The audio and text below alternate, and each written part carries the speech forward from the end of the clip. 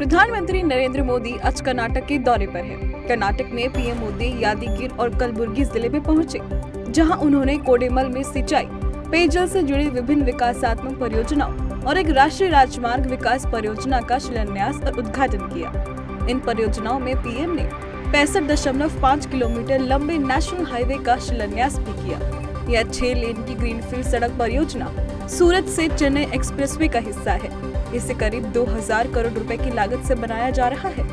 इस दौरान पीएम मोदी ने कहा कि नारायणपुर लेफ्ट बैंक नहर विस्तार से कलबुर्गी, यादगिरी और विजयपुर जिले के लाखों किसानों को सीधे लाभ मिलने वाला है।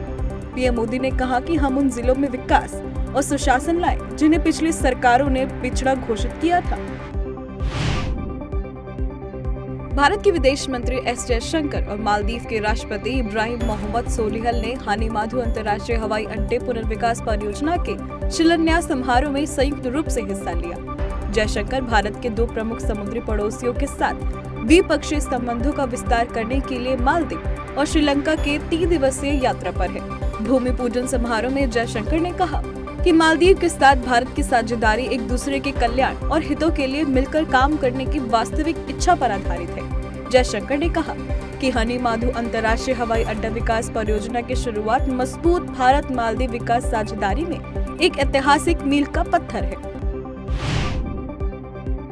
काशी कॉरिडोर बनते ही विश्वधाम दरबार में भक्तों की संख्या बढ़ गई है। बीते वर्ष लगभग 1 करोड़ से ज्यादा भक्तों ने बाबा विश्वनाथ के मंदिर में दर्शन और पूजन किया था। वहीं वर्ष 2023 के पहले पखवाड़े में ही 26 लाख भक्तों ने बाबा के दरबार में मत्था टेका है, जिससे उम्मीद है कि पिछले सालों के रिकॉर्ड जल्द ही टूट जाएंगे। श्री काशी विश्वनाथ मंदिर के मुख्य कार्यपालक अधिकारी सुनील वर्मा ने बताया कि वर्ष के पहले ही दिन 5,32,551 दर्शनार्थियों ने दर्शन किया है। जनवरी के पहले 15 दिनों में श्रद्धालुओं की संख्या करीब 23,73,392 थी, जबकि 17 तारीख तक ये संख्या 26,08,099 हो गई है। जीर्णोद्धार के पहले विश्वधाम में 30 से 40 लाख दर्शनार्थी साल भर में आते थे। ग्लोबल इन्वेस्टर समिट के लिए मंत्री समूह के विदेशी दौरे में मिले निवेश प्रस्ताव अब एमओयू में बदलने लगे हैं। मेक्सिको, ब्राजील और अर्जेंटीना में हुए रोड शो के दौरान मिले 13 निवेश प्रस्ताव में से 6 पर एमओयू हो गए हैं। इसमें ब्राजील की कंपनी ने उत्तर प्रदेश में एयरक्राफ्ट मैन्युफैक्चरिंग प्लांट लगाएगी। इसके साथ ही अपशिष्ट प्रबंधन और खाद्य प्रसंस्करण के क्षेत्र समेत प्रदेश में कुल 1725 करोड़ का निवेश होगा। इससे करीब 4200 लोगों को रोजगार मिलेगा। तो वहीं मैक्सिको की कंपनी ग्रुपो बिम्बो यूपी में खाद्य प्रसंस्करण यूनिट की स्थापना पर 250 करोड़ रुपए का निवेश करेगी। इससे 500 युवाओं को रोजगार का अवसर मिलेगा।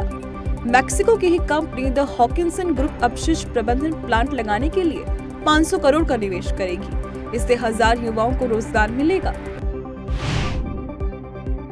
ब्रिटेन के हाउस ऑफ लॉर्ड के सदस्य लॉर्ड रॉमी रेंजर ने अपने ट्विटर में बीबीसी को निशाने पर लिया है। दरअसल बीबीसी ने इंडिया द मोदी क्वेश्चन शीर्षक से 2 पार्ट में एक नई सीरीज बनाई है। इस सीरीज में पीएम मोदी और भारत के मुस्लिमों के बीच तनाव की बात कही गई है, जिसे लेकर ब्रिटिश सांसद लॉर्ड रॉमी रेंजर ने ट्वीट कर कहा कि बीबीसी न्यूज आपने भारत के करोड़ों लोगों की भावनाओं को आहत किया और लोकतांत्रिक रूप से निर्वाचित भारत के प्रधानमंत्री, भारतीय पुलिस और भारतीय न्यायपालिका की भी बेइज्जती की है। हम गुजरात दंगों और लोगों की मौत की निंदा करते हैं, लेकिन हम आपकी पक्षपातपूर्ण रिपोर्टिंग की भी निंदा करते हैं।